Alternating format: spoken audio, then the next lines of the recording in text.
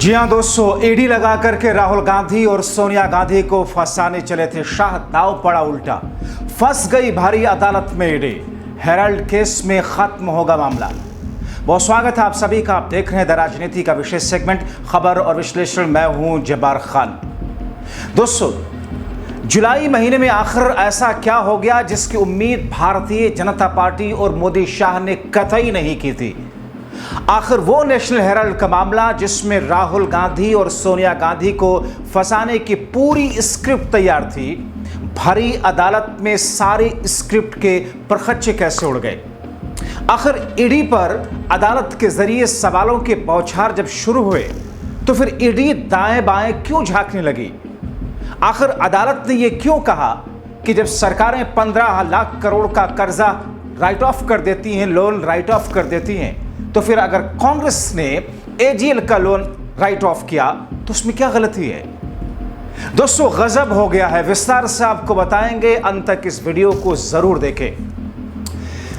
दोस्तों, आपने देखा साल 2013 के बाद से 2014 के लोकसभा चुनाव के वक्त से ही भारतीय जनता पार्टी और खास तौर पर गुजराती बंधु मोदी और शाह की तरफ से जिस अंदाज में, जिस रणनीति के साथ चुनावी मैदान में देश के राष्ट्रीय फलक पर, राष्ट्रीय राजनीति में वो अपना अस्तित्व जमा रहे थे, तो दूसरी तरफ विरोधियों के अस्तित्व की जड़ों को किस तौर पर दरका करके अपने आगे आने वाले दिनों के रास्तों को साफ कर रहे थे।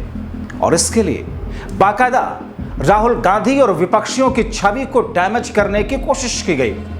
आप देख लीजिए, उठा करके सोशल मीडिया पर इधर से आलू डालो उधर से सोना निकलता है। राहुल गांधी पर ऐसा चिपकाया भारतीय जनता पार्टी ने कि लोगों को और अंधभक्तों को लगा कि साहब राहुल तो नासमझ हैं, कैसा बोलते हैं। जबकि वो जुमला, वो सेंटेंस इधर से आलू उधर से सोना प्रधानमंत्री नरेंद्र मोदी जी का था। राहुल गांधी उसे कोट कर रहे थे। ऐसे कई सारे सेंटेंस हैं जिसके जरिए से कांग्रेस पार्टी राहुल गांधी, सोनिया गांधी को, उनकी छवि को लेकर के बट्टा लगाने की कोशिश की जाती रही। मगर दूसरी तरफ इमेज डैमेज करो, कमजोर कैसे करना है।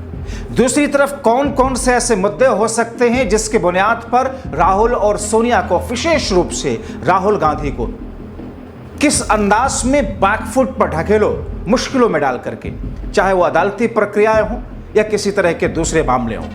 आपने देखा इसमें कई तरह की चीजें भारतीय जनता पार्टी ने शुरू की और उसमें दो महत्वपूर्ण चीजें जो देश के लिए खतरे जैसी हैं, देश के सौहार्द को तोड़ने जैसी। मैं आऊंगा हेराल्ड केस पर, लेकिन उससे पहले भूमिका समझिए, जिसमें तुष्टीकरण का एक वर्ड भारतीय जनता पार्टी बड़ी स्मार्ट तरीके से लेकर के आई, मुस्लिम तुष्टीकरण।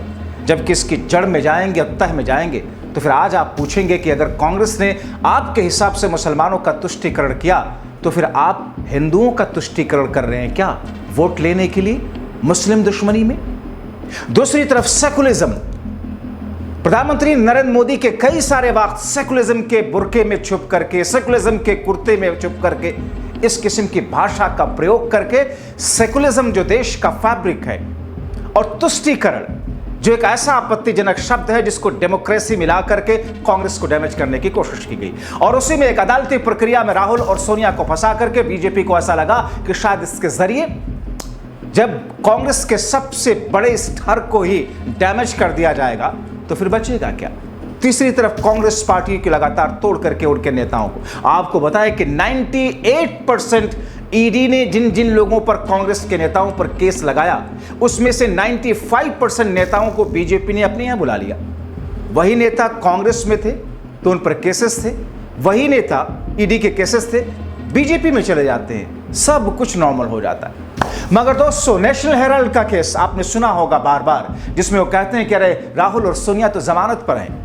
पटियाला हाउस कोर्ट की वो हेयरिंग मुझे याद आती है, आज से कुछ वर्षों पहले जब मोदी सरकार की शुरुआत हुई थी, किस तौर पर नेशनल हेराल्ड केस को लेकर के किस अंदाज में फंसाने की कोशिश की गई दोस्तों।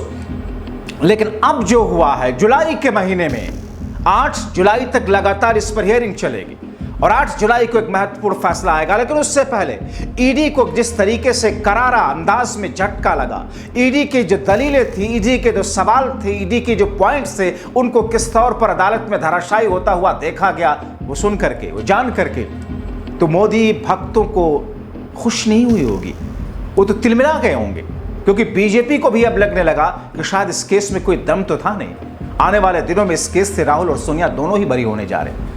ईडी ने कहा अदालत के अंदर कि कांग्रेस पार्टी ने एजीएल यानी कि एसोसिएटेड जर्नल लिमिटेड के उस लोन को, कर्ज को जो दिया उसको राइट ऑफ कर दिया, और फिर बाद में यंग इंडिया कंपनी ने उस एसोसिएट जनरल को 50 लाख में ले लिया।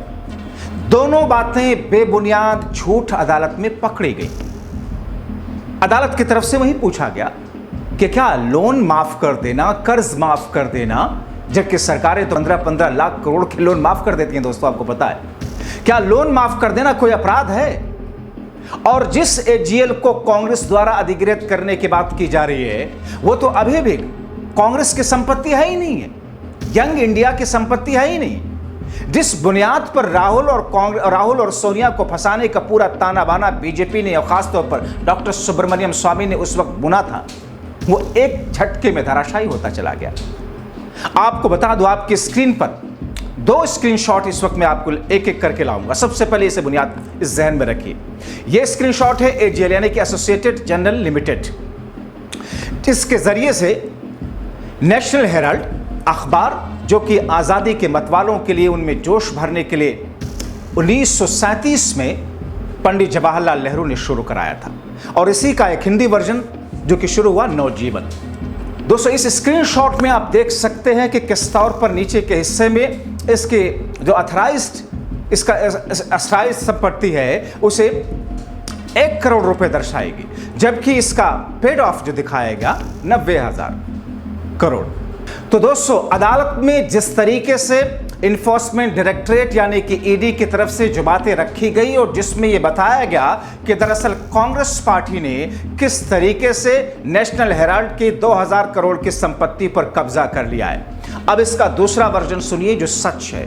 वर्जन ये कहता है कि दरअसल नेशनल हेराल्ड यानी कि एजीएल कंपनी के 2 अखबार, नेशनल हेराल्ड और हिंदी का नवजीवन और उर्दू का कौमी आबाद, दरअसल जब पंडित जवाहरलाल नेहरू ने शुरू किया, जिसमें आज़ादी के मतवाले जुड़े हुए थे, उनके अंदर जोश भरना, आज़ादी के लिए, स्वतंत्रता संग्राम के लिए यह अखबार एक तरीके से कार्य करता हुआ दिख रहा था। मगर साल 2008 आते आते इसके ऊपर इस तरीके से संकट के बादल घिरे कि ये कर्ज में चला गया। एजीएल की तरफ से यानी कि नेशनल हेराल्ड की तरफ से कांग्रेस पार्टी को यह चिट्ठी लिखी गई कि साहब, हम पर इतना कर्ज है कि हम इसे आगे नहीं चला सकते, संसाधनों की हमारे पास में कमी, हम डूब रहे हैं। कांग्रेस पार्टी की तरफ से उसे कर्ज दिया गया यानी कि 90 करोड़ रुपए कर्ज के तौर पर दिए गए, और उसके बाद में 2 सालों तक वो अखबार चलता रहा। उसके बाद फिर से एजीएल की तरफ से ये चिट्ठी लिखी गई कि जो कर्ज हमें दिया गया हम उसे चुकाने में सक्षम भी नहीं है।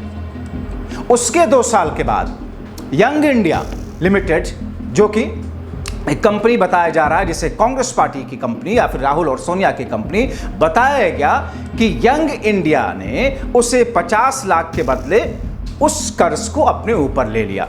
हालांकि अभी भी एजीएल की संपत्ति यंग इंडिया के साथ में नहीं है।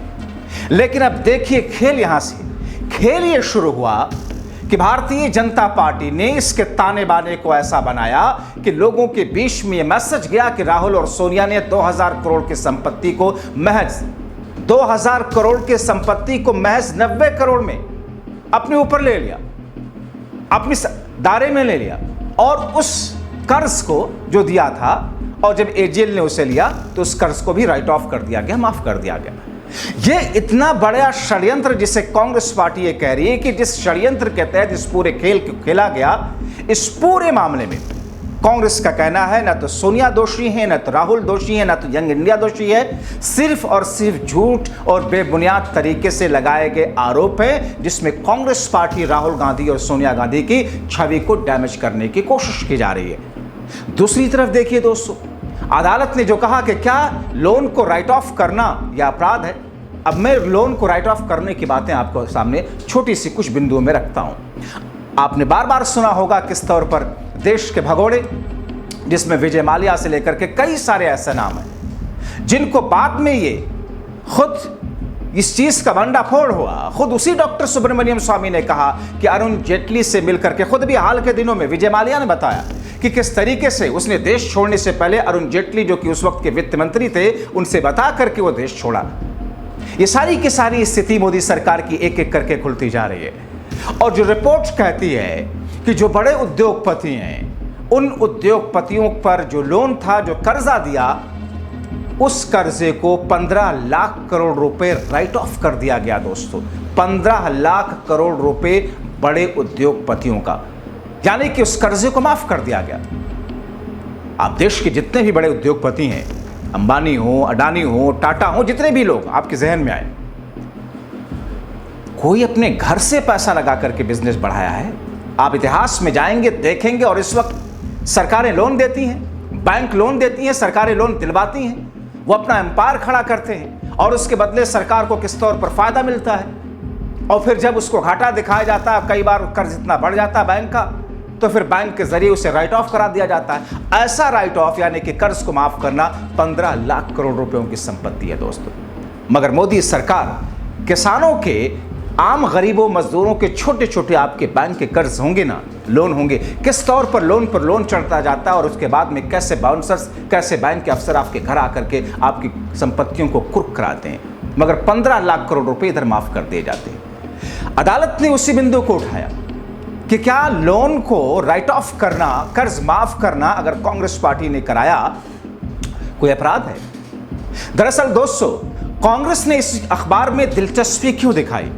क्योंकि कांग्रेस पंडित जवाहरलाल नेहरू के जरिए शुरू किए गए उस अखबार, जो कि स्वतंत्रता संग्राम में एक बड़ा हथियार के तौर पर इस्तेमाल किया गया अंग्रेजी हुकूमत के खिलाफ, उसे जिंदा रखना चाहती थी, उसे बचाए रखना चाहती थी, जिसमें कांग्रेस पार्टी ने बाकायदा ऐड दिलवाए, जो कि आज मोदी रिजीम में मेन स्ट्रीम मीडिया को कितने कितने करोड़ों के ऐड मिलते हैं। कई सारे लोगों ने, नेताओं ने, बड़े नेताओं ने उसको डोनेट किया, उसमें अपनी संपत्तियां दी, उसमें पैसे खर्च किए ताकि अखबार चलता रहे।